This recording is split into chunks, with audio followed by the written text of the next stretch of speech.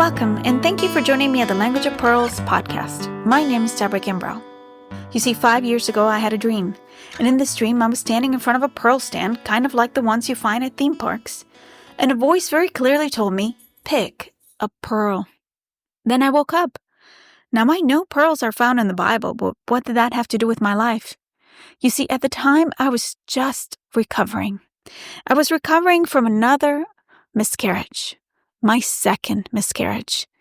And it took place just 3 days before Christmas. I was in my second trimester.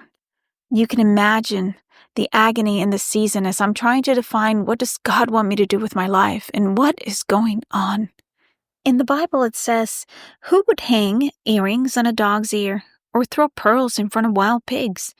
They'll only trample them under their feet and then turn around and tear you to pieces.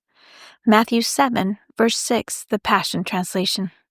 I was thinking, could it be that he's asking me to choose between having more kids or having financial stability? Like, if I could pick, which one do you want? You can't really have it all. Now, I know this was false, but my heart was broken. It was ripped. And yet in that, God would begin to form a pearl. It wouldn't be for years later that I would find out that a pearl has to do with wisdom. Deep wisdom that's gathered and formed in the painful and challenging moments.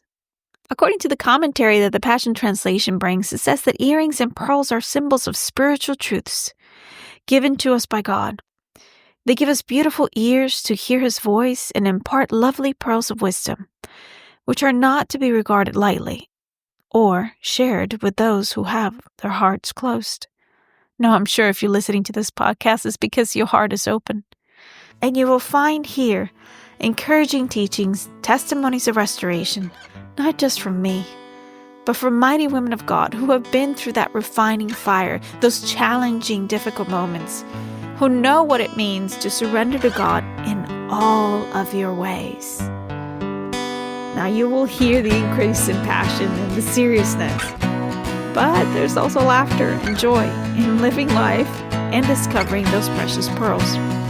So let's beautify together and gather what we need to fulfill the call of God in our lives. Join me in discovering the language of pearls.